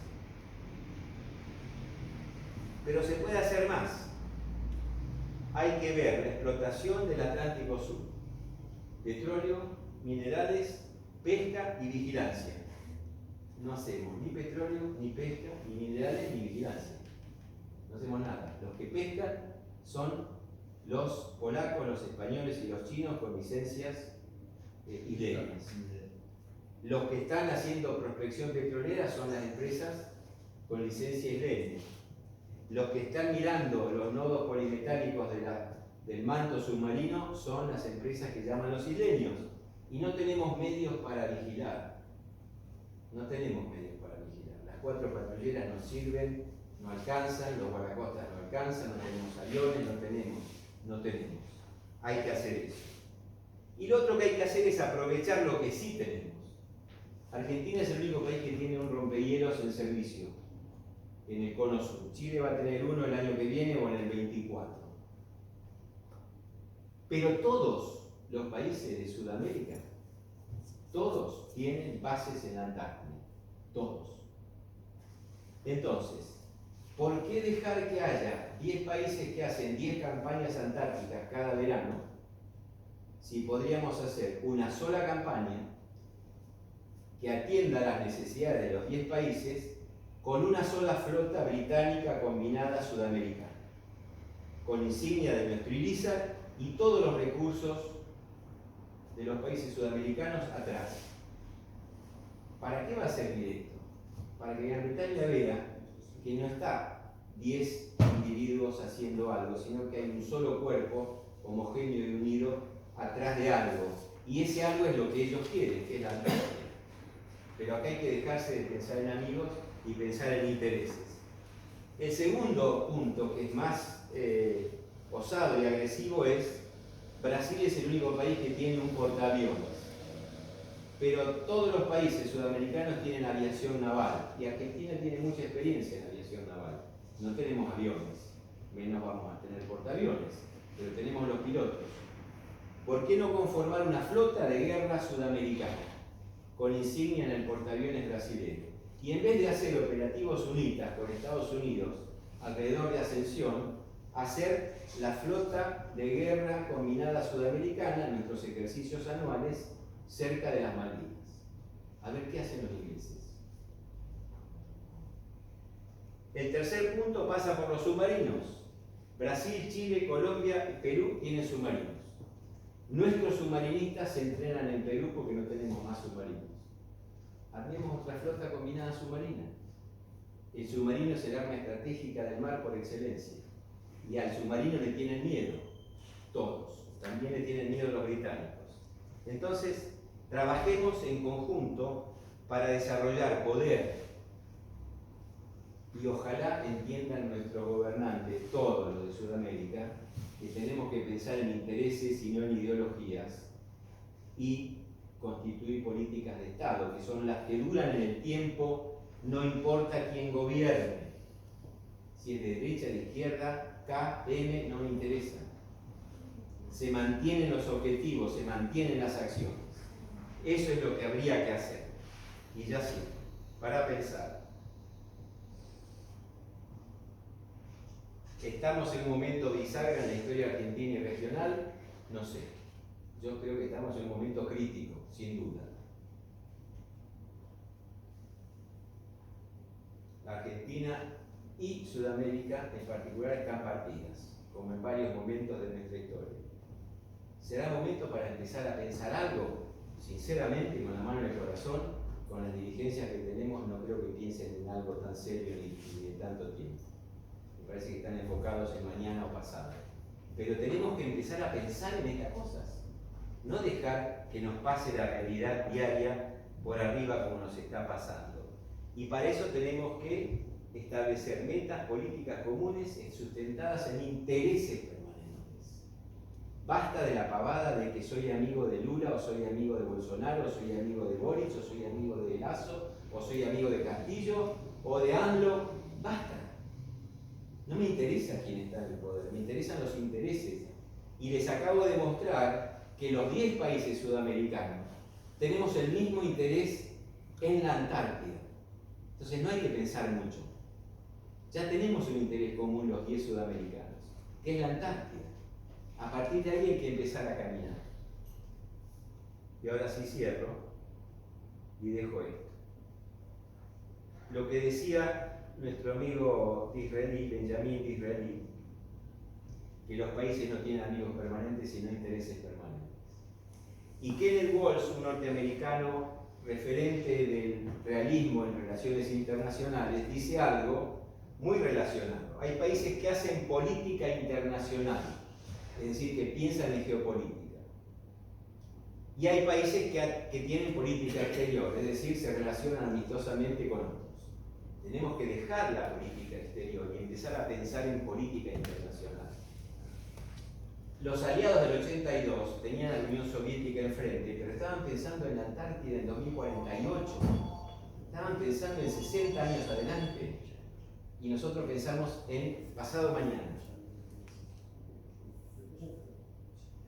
Conclusión. El mar sigue siendo, los océanos siguen siendo un gran área de disputa internacional y de intereses cruzados en este siglo XXI. Vimos los actores. El 71% de la superficie del planeta es agua. Y más del 80% del comercio mundial pasa por los mares. Para nosotros, el conflicto está en que tenemos una base militar de una alianza, que es la OTAN, que nos está interfiriendo el dominio de nuestros espacios naturales, las islas, el Atlántico Sur y la Antártida. Ese es el principal escollo que tenemos. Y si no hacemos nada y sin poder, nos quedamos en la declamación y lloramos. Basta de llorar y empezar a hacer. Gracias.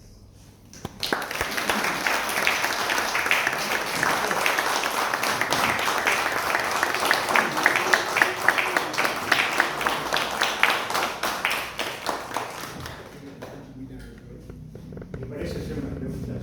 Sí, por favor. ¿Alguien desea hacer una pregunta?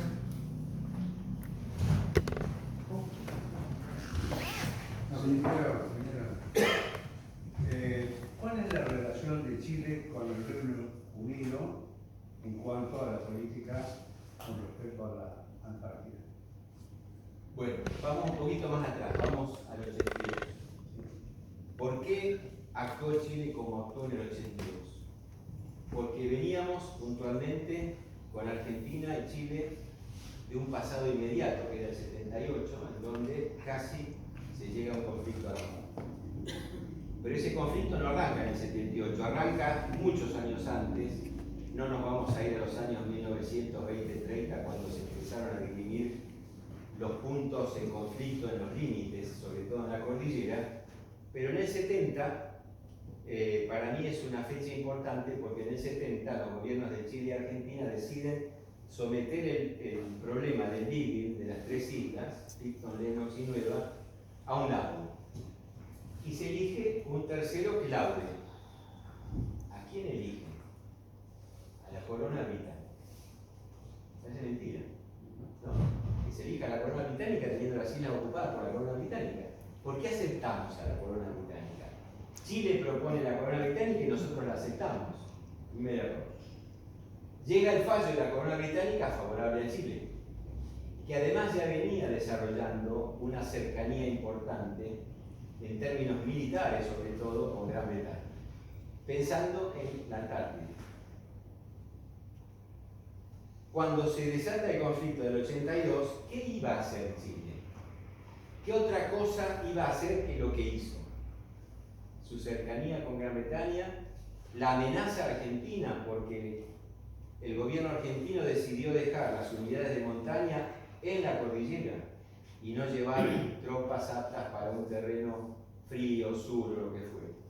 Entonces los chilenos que veían el conflicto del Beagle, el desconocimiento del fallo, casi llegamos a una guerra, hay una mediación del Papa que no sabemos cómo va a terminar, estos tipos se agarran con Gran Bretaña, dejan las tropas y encima algún general dijo, después de los británicos les toca a los chilenos. Es decir, la conducta de Chile en el 82 es la que debían tener. Felizmente hoy eso está bastante superado. Sin embargo, en la Antártida tenemos Gran Bretaña, Chile y Argentina reclamaciones sobre el mismo sector. ¿Por qué no va a pensar Chile que va a prevalecer Gran Bretaña en sus reclamaciones en el 48 por sobre Argentina y ellos se benefician con Gran Bretaña? ¿Por qué no pensarlo? Estoy tirando una hipótesis. Pero de este lado de la cordillera, ¿por qué no atraer a Chile para juntarnos y pelearle el mismo sector a los británicos? ¿Por qué no regionalizar y tener mayor poder para pelearle a los británicos el mismo sector? Porque es probable que en el 48, y no soy derrotista ni fatalista, cuando se revise el tratado y se asignen sectores soberanos, es probable que nosotros nos dejen afuera o con un pedacito de pizza así finito, porque se va a llevar la torta Gran Bretaña y se la va a llevar Chile. Y nosotros no vamos a tener fuerza, ni presencia, ni nada para protestar más que nuestros antecedentes de permanencia ininterrumpida en Antártida desde 1904, que no alcanza. Y Chile, con quien tenemos ahora mejores relaciones que en el 82, tenemos una fuerza binacional de paz argentino-chilena a disposición de Naciones Unidas, hay ejercitaciones con las Fuerzas Armadas chilenas, pero seguimos siendo poco confiables para los chilenos. Esa es nuestra principal falla. Hubo un gobierno que le aseguró a Chile la provisión de gas, y el gobierno que vino cerró el grifo de gas. Así no funcionan las relaciones, la política internacional. La política internacional funciona con intereses permanentes. Si necesitas gas, te voy a seguir dando gas. Y yo voy a ver cómo me arreglo, pero no puedo fallar en eso. Porque si no van a seguir mirando a Gran Bretaña, o van a seguir mirando a Estados Unidos. Tienen un gobierno de signo distinto ahora, con Boris, que no sé para dónde va a ir. Pero tradicionalmente, la dirigencia política chilena siempre miró a Gran Bretaña y a Estados Unidos. ¿Qué va a pasar? No tengo la menor idea. Pero si no hacemos nada, va a ser contra nosotros. Y en esos 10 países que usted sugiere, ¿no es cierto?, armar algo común, ¿está Chile? Está Chile, claro. Yo no soy peronista. Y no bajo línea y no digo lo que soy nunca, ni cadete ni a nadie. Pero Perón pensó en el ABC. Argentina, Brasil, Chile, los tres más importantes del Cono Sur. No pasó nada. Después se armó la UNASUR, con un sesgo ideológico que a mí no me gustaba, pero sí me gustaba el emprendimiento de UNASUR. Cambió la ideología, cambiaron los amigos y estalló UNASUR. ¿Por qué? ¿No es superior el interés nacional al interés partidario o personal? Esto es lo que trato de decir o demostrar. Gracias. Señor. Sí, yo pregunto, ¿por qué si Gran Bretaña tenía las islas ya en su poder? No sé si habrá sido aclarado, les voy a explicar por qué, secretario. Si Gran Bretaña tenía las islas en su poder, ¿por qué necesitó todo este artilugio, toda esta provocación argentina que no tuvo más remedio que decidir y decidió ocupar las islas? ¿No es cierto? Si ellos ya la tenían, ¿para qué tuvieron que provocar todo este incidente para poder establecer, por ejemplo, una base como la de Montplaisir o reafirmar sus derechos? Yo creo que la política o la estrategia, mejor dicho, de los aliados de ocupar el Atlántico Sur, pensando en la Unión Soviética, hizo pie en las islas. Ahora, ¿por qué no ir y meter una base de golpe? Que es mi pregunta.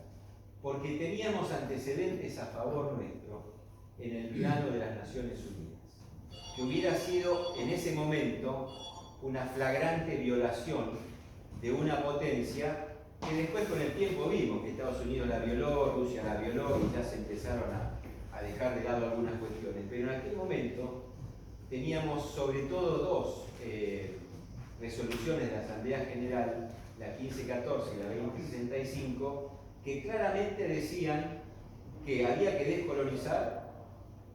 Se estableció un listado de territorios a descolonizar donde estaban Malvinas, Georgia y Sandwich, con nombre y apellido. Se estableció el derecho de autodeterminación de esos pueblos a descolonizar, excepto en aquellos que tuvieran poblaciones implantadas o poblaciones beneficiadas por la colonia y no víctimas de la colonia.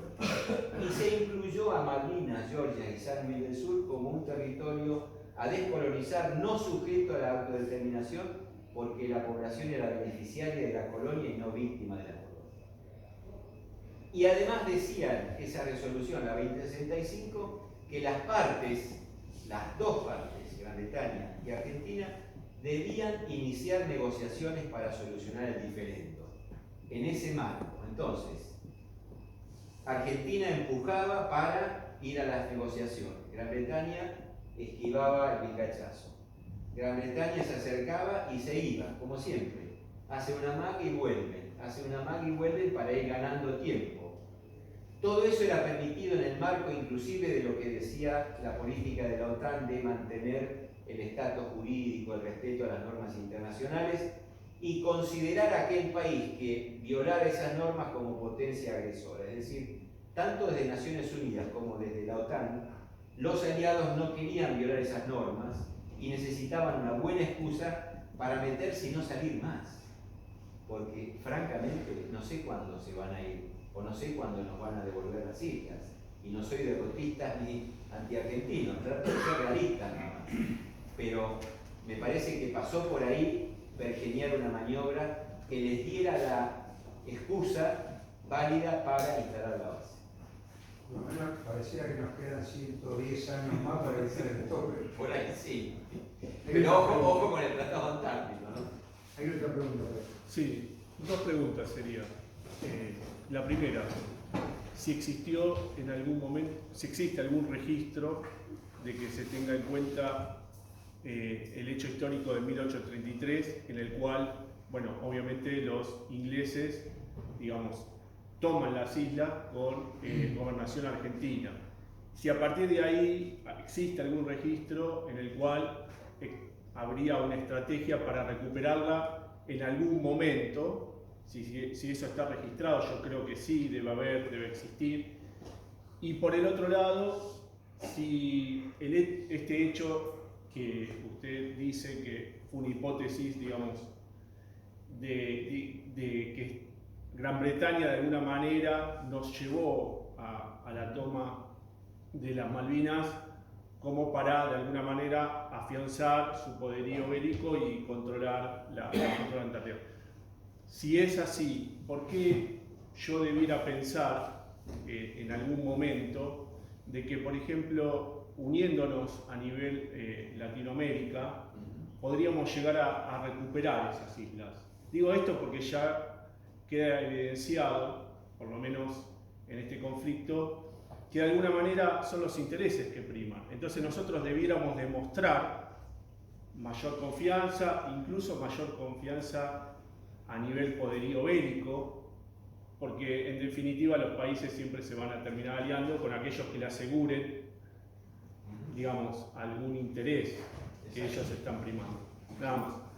Bueno, respecto a 1833, está universalmente registrado el ataque, el despojo, el desalojo en todas partes y están registradas todas las protestas argentinas desde el año 33 hasta hoy por todos los gobiernos. Como dato, se lo acusa a Rosas de que cuando firma el Tratado São de la Grana para terminar la Guerra del Paraná, no reclamó las Malvinas. Expresamente dice allí que Rosas hace expresa reserva de la soberanía argentina de un territorio usurpado. Pero había que terminar el conflicto acá también.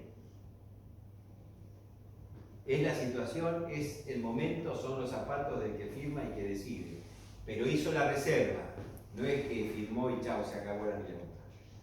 Segundo, ¿por qué 10 van a tener más fuerza que 1? Primero que son 10.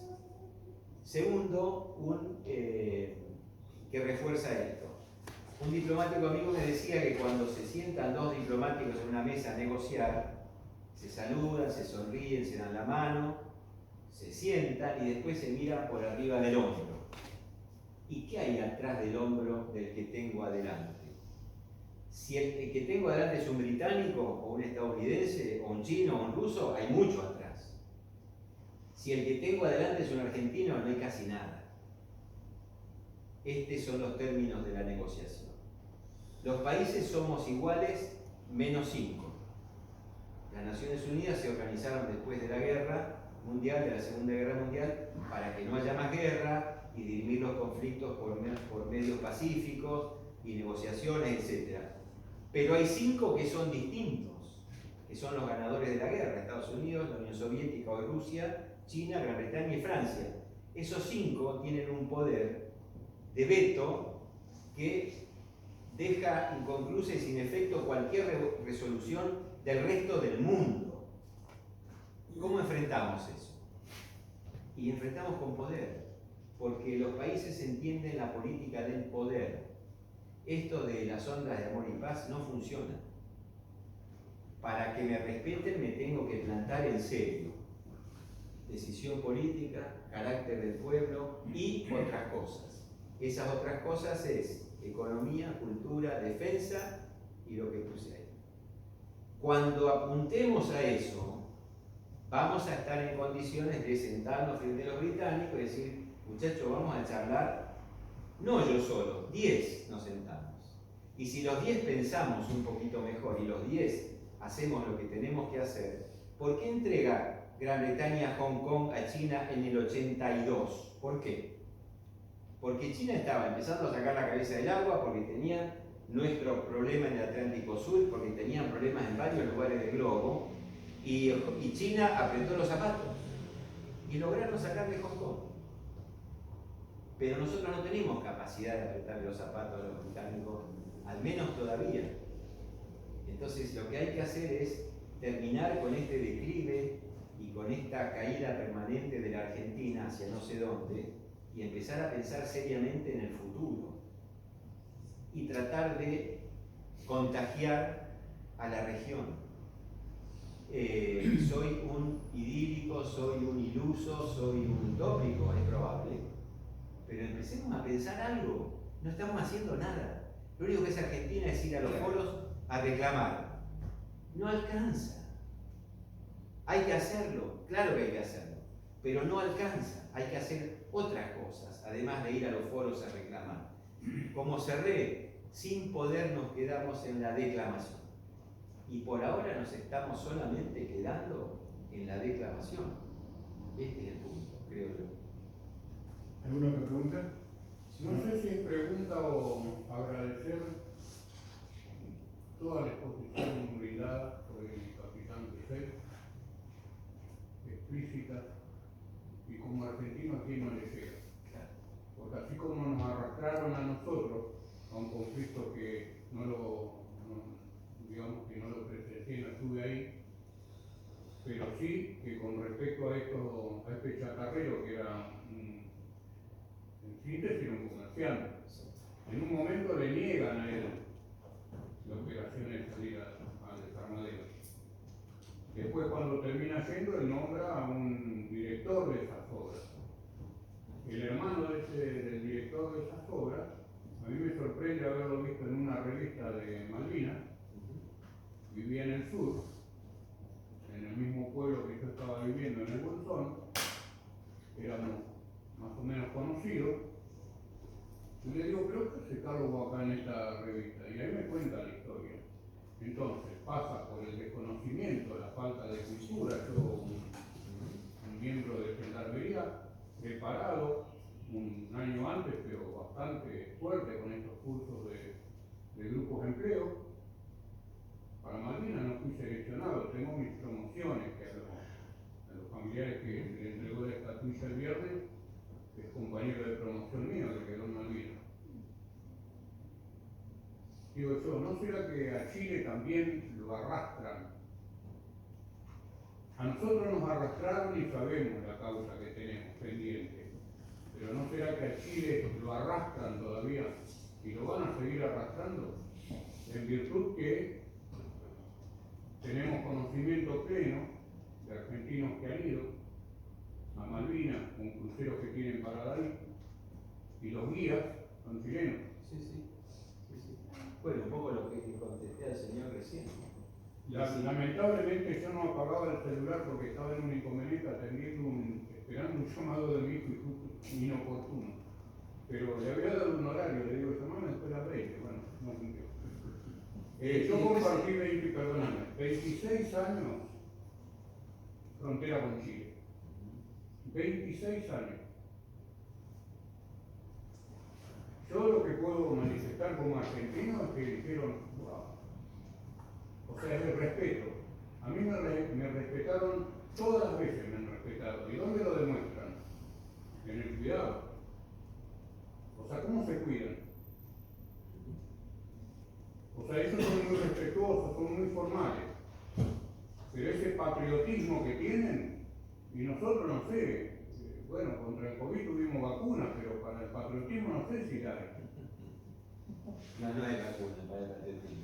Y Hay que lamentablemente, construir. como argentino, mi expresión va a que una de las causas que duelen, después de 43 años activo en una institución como lo es la Gendarmería, yo soy nacido y criado en Buenos Aires, pero desarrollé casi 30 años en el interior, haciendo lo que verdaderamente mi espíritu decía que había que hacer, al servicio de una comunidad.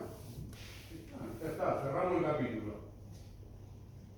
Pero cuando yo salgo y ya estoy más todos los días, digamos, dando vuelta en el barrio, y sí, yo ya la venía a venir de que lo que más duele es esa falta de patriotismo.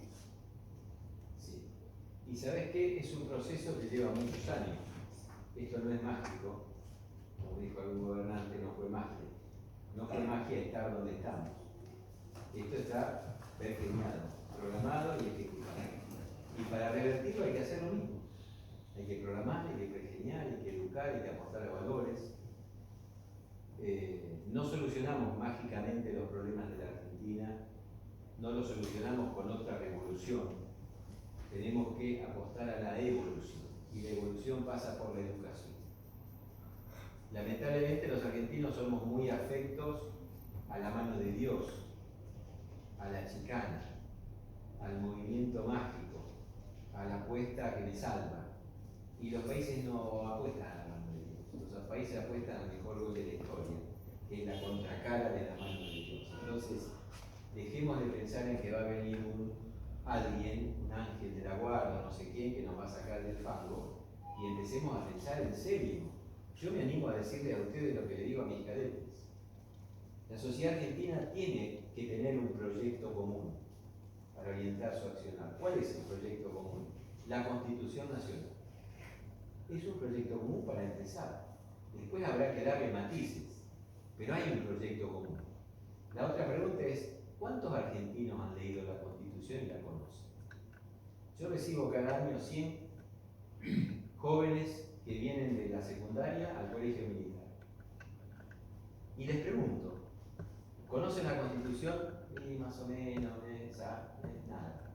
Bien. ¿Quién me dice la disposición transitoria primera de la Constitución? Ninguno. Ninguno. No saben que la Constitución consagra eso. ¿Eso alcanza para recuperar las islas? No. Tampoco la DPDN 2021, como dije recién. Pero son dos puntos que nos pueden empezar a acercar, a partir de empezar a construir. Hay un accionar muy interesante promovido por la Comisión, que es Malvinas, Educación y Valores, que se originó en un grupo de veteranos de guerra, que tomaron Malvinas y tomaron la malvinización como una carga, no como una carga, como una responsabilidad. Y hace años que circulan por el país, por escuelas, por colegios, por comunidades, por pueblos, transmitiendo Malvinas, educación y valores. Educación y valores, eso es lo que nos va a sacar a la Argentina de donde estamos. Este gobierno, ni de casualidad, el próximo tampoco, el otro tampoco. Nosotros que estamos acá tenemos que empezar a meter un ladrillito arriba del otro. De vuelta, soy idílico, utópico, iluso, es probable. Pero yo le digo a mis cadetes que ellos tienen que ser el mejor cadete del primer año en el metro cuadrado en el que están parados. Si hay 40 cadetes, vamos a tener 40 metros cuadrados de los mejores. Y multipliquemos, y multipliquemos, y multipliquemos. Lleva tiempo, claro que lleva tiempo. Pero la mano de Dios es la única que hace un gol con trampa y logra el triunfo rápido. Y así no se hace. Se hace con tiempo y con evolución y con esfuerzo y con sacrificio. Me queda una pequeña reflexión por lo que usted dijo, ¿no? La pregunta es si usted o gente como usted es interesante para la política. Créame que no. Créame que no. Por eso. Le rompemos el sistema, señor. Porque en realidad usted ha sido claro, la guerra no es por Malvinas, sino la guerra es por la Antártida. Claro. La pregunta se la hago yo ahora. ¿A qué político escuchó algo de esto? No, ninguno. Es la primera vez que escucho. ¿A qué político, a qué partido, a qué dirigente? No es que yo sea Eugenio, por favor, hay mucha gente que piensa como yo, que no está en los lugares de decisión política, ese es el problema. Y diplomáticos que salen de nuestro país en representación tendrán conocimiento. Acabado. Mira, voy a ser muy crudo, como he sido toda la tarde, con todos. La mayoría, no digo todos, la mayoría de nuestros diplomáticos no conocen esto. ¿Cómo? ¿No conocen esto? No, no conocen esto. ¿Y sabes por qué digo esto? Porque yo estoy hablando con diplomáticos para transmitir esto. Y cuando hablo, veo que no saben. Entonces algo hay que hacer. Algo hay que contarles. Pero como dije hoy al principio, no se estudió la guerra, ni las ciencias sociales, ni la academia, ni los investigadores, salvo algunos pocos, y tampoco la estudiamos los militares. Y te voy a dar otro dato. Los agregados militares, que salen todos los años de nuestro país a distintas partes del mundo, no reciben educación de qué decir, cómo expresarse frente a Malvinas. El año pasado asistí a una conferencia por Zoom, sí, el año pasado, era la pandemia, que daba un oficial de las Fuerzas Armadas Argentinas en Colombia, porque era profesor en Colombia, y hablaba del conflicto. Y me invitaron y me metí a escucharlo a este oficial. Y el tipo empezó diciendo, la guerra de las Malvinas se originó cuando la Junta decidió salvar el proceso. ¿Un oficial de la Marina dijo eso? Sí, lo tengo filmado. Y se lo mandé al jefe de la Armada por un amigo. No entendiste nada. Esto es un conflicto internacional, no es un problema interno. Entonces los agregados militares salen sin saber, salvo el que se preocupó, leyó, estudió y preguntó. No hay una instrucción del Estado Mayor Conjunto que diga vamos a capacitar a nuestros agregados militares en este tema para que todos salgan a hacer lo mismo. Como tampoco hay en el Ministerio de Relaciones Exteriores con los diplomáticos. Tampoco. Otro tema, pasaron 40 años. Y no es poco. Bueno, si me permiten la última reflexión y la última pregunta, siempre me la guardo para el final. Me sumo a la opinión del señor. Yo no sé si el 48 es la fecha, ¿no? Sí. Yo no sé si en 20, 25 años vamos a cambiar nuestra situación como país y nuestra situación regional. Por eso yo soy un convencido de que una de las cosas que tiene que hacer la Argentina y la clase dirigente argentina es pensar quiénes deben ser nuestros aliados en un futuro. Porque no sé si en 20 años vamos a cambiar nuestra realidad en la región. La última pregunta es, ¿qué otra guerra? Usted dice primera guerra por la interna. ¿Qué guerra futura prevé por este mismo tema? Yo creo que en el 48 primero se va a plantear un escenario de conflicto, porque al revisar el tratado algunos van a decir vamos a hacer todo lo que no podemos hacer, porque hoy no se puede hacer nada en la Antártida más que investigación científica. Y en el 48 van a decir, bueno, basta, ahora hagamos. ¿Qué hagamos? Explotación comercial, el agua, actividades militares, todo lo que no se puede hacer. Y además vamos a asignar espacios soberanos a los que reclaman. Y ahí tenemos el primer conflicto. Argentina, Chile y Gran Bretaña están en el mismo lugar. Y quien tiene la fuerza hoy es Gran Bretaña. Y la simpatía la tiene Chile. Y nosotros seguimos siendo los antipáticos del barrio. Entonces, en el 48 va a haber otro conflicto. Yo no hago futurología, pero ¿quién iba a imaginar, salvo aquellos que han estudiado mucho, quién iba a imaginar que Putin iba a atacar Ucrania como atacó Ucrania? Seguramente los que venían siguiendo la geopolítica y la estrategia veían venir algo, porque así como en el 82 todos fuimos sorprendidos, no fueron sorprendidos los que venían siguiendo los diarios, porque los diarios hablaban de estas cosas.